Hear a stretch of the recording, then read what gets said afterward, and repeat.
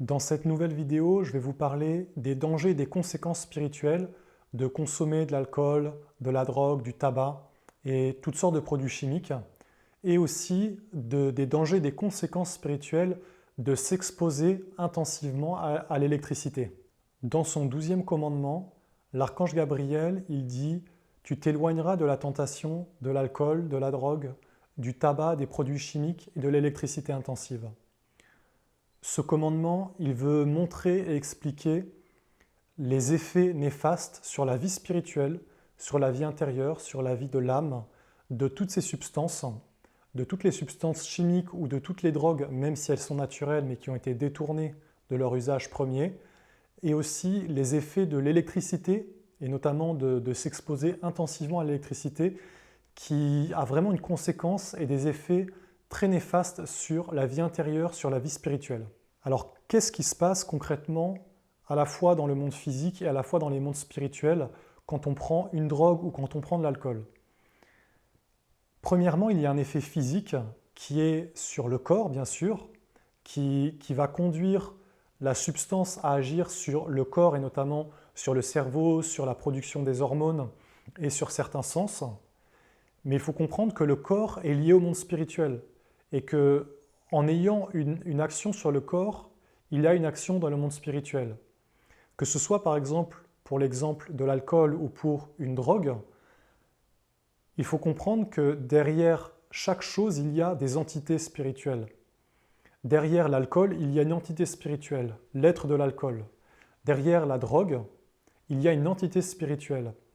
Et lorsque quelqu'un prend de l'alcool ou des drogues, en fin de compte, il va appeler une entité extérieure, une entité spirituelle, extérieure à sa destinée, extérieure à son âme, à ce qu'il est réellement, pour vivre des expériences, pour transformer sa perception du monde, pour être mieux, pour avoir moins de douleur, ou alors pour être plus joyeux, comme par exemple dans l'exemple des antidépresseurs, ou de prendre de l'alcool pour se sentir plus léger, plus joyeux, pour fêter, pour célébrer, pour quelque part être différent. Ce que la drogue ou l'alcool, les médicaments font, c'est qu'en fait, ils créent une double nature dans l'homme.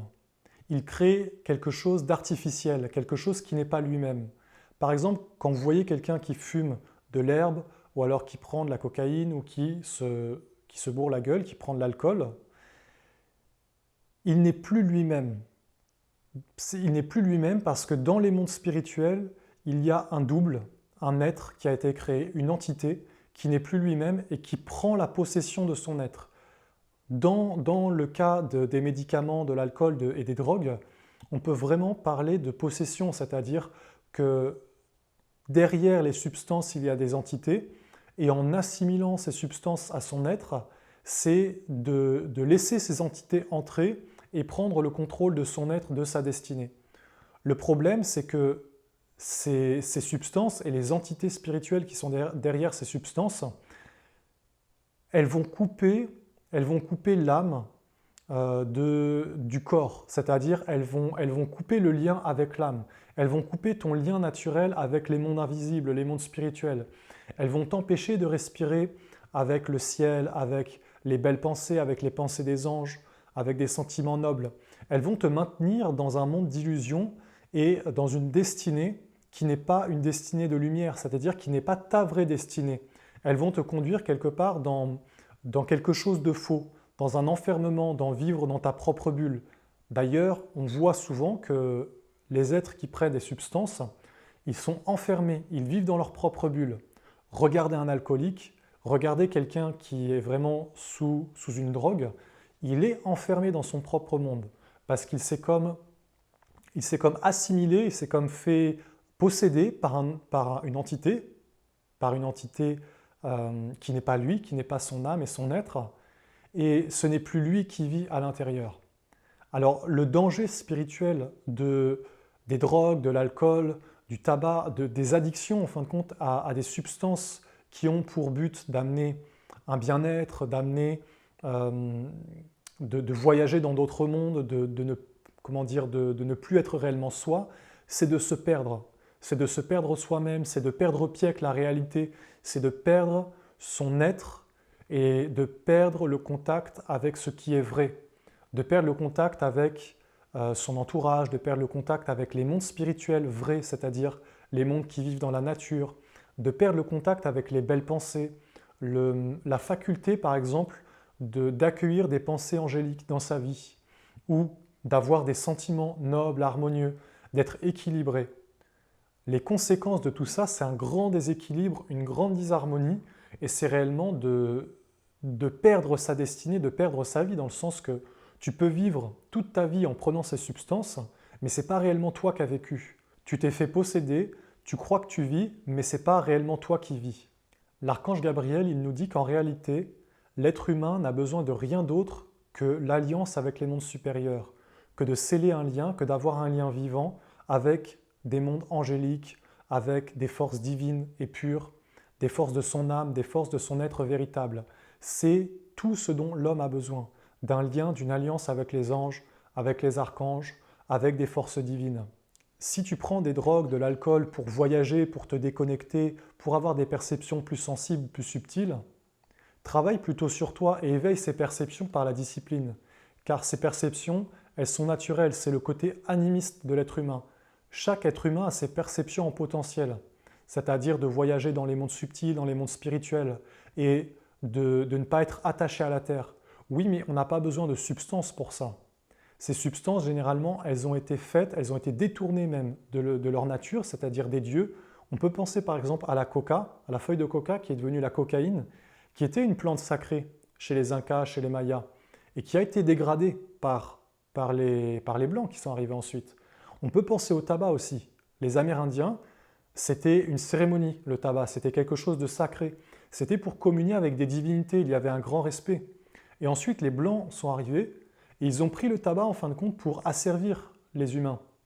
Les industriels, ils se sont servis du tabac pour faire de l'argent, pour avoir un pouvoir, pour rendre les êtres dépendants. Et en fin de compte, l'être spirituel derrière le tabac a été dénaturé. La divinité du tabac a été dénaturée. Et donc, cet être est maintenant furieux envers les hommes. C'est-à-dire que l'esprit du tabac a vraiment été dégradé. Et aujourd'hui, il veut détruire les hommes parce que les hommes les ont dégradés. Donc, il y a toute une science derrière tout ça, de la magie, de la connaissance, de redonner la divinité aux êtres, de redonner la divinité à chaque plante, à chaque être, à chaque créature de la nature vivante. Mais il y a surtout une science et une connaissance de savoir qu'est-ce que nous, on a besoin, les êtres humains, pour évoluer, pour se développer intérieurement. On n'a sûrement pas besoin d'alcool, on n'a sûrement pas besoin de tous ces produits chimiques, du tabac, de toutes ces drogues, de tout ce qui a été dénaturé. On a juste besoin d'une vie intérieure pure et d'éveiller le divin, c'est-à-dire de travailler sur soi pour éveiller des sens subtils, pour éveiller des perceptions plus grandes et se mettre en relation, en connexion avec une intelligence supérieure divine. Pour l'électricité, c'est un peu différent. L'action de l'électricité sur l'homme, elle est différente dans le sens que l'électricité, c'est vraiment une énergie morte. C'est une énergie qui dévitalise entièrement tous les corps subtils. D'ailleurs, tu peux le voir et le sentir lorsque tu as été dans un grand magasin, que tu as été en contact avec beaucoup de lumière électrique, ou alors que lorsque tu es resté devant des heures et des heures devant l'écran, tu peux te sentir vidé, dévitalisé. L'électricité, elle devient vraiment négative quand elle est intensive, c'est-à-dire quand elle est partout, que tu es tout le temps exposé du matin au soir et que tu n'as jamais de pause et de respiration. Ce que va faire l'électricité intensive, c'est d'affaiblir tes corps subtils, d'affaiblir ton système immunitaire, mais pas uniquement dans le corps, mais dans les mondes plus subtils de la pensée, des sentiments, dans le monde spirituel. L'électricité, elle a pour conséquence d'affaiblir la vie spirituelle et de créer des trous énergétiques qui font que les hommes deviennent faibles, passifs, qu'ils n'ont plus d'énergie et qu'ils sont comme dans des hauts et des bas en fin de compte. Ça fait ça. C'est-à-dire lorsque tu es exposé à l'électricité, un moment tu vas être excité, joyeux, un autre moment tu vas être triste et pas bien. D'ailleurs, on appelle ça d'être bipolaire. Mais il faut comprendre que l'électricité, elle y est pour beaucoup. Les ondes, de couvrir par exemple la Terre avec des antennes, de mettre des satellites dans le ciel qui envoient des ondes, de se couvrir d'électricité dans ces maisons, d'y être exposé sans cesse à travers les écrans, ça ne fera qu'augmenter la perdition et la perte de vie spirituelle des humains qui avant avaient un contact avec la nature, ils parlaient avec les esprits, ils parlaient avec les forces subtiles. L'électricité va progressivement tout tuer en l'homme, elle va progressivement tout éteindre parce que c'est sa nature, elle est destructrice. Donc, pour cheminer vers son âme, un petit conseil, ne pas s'exposer totalement à l'électricité. Qu'est-ce que ça veut dire?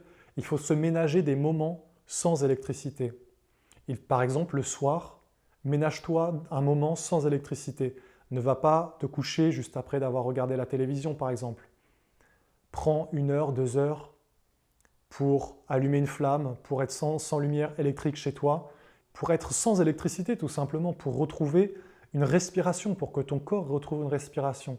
Si tu vis en ville, par exemple, alors va passer un peu de temps dans la nature, va te balader dans la nature, va peut-être à la montagne, va te baigner dans les lacs, dans les rivières de montagne, là où c'est pas pollué. Tu comprends? Il faut retisser ce lien naturel.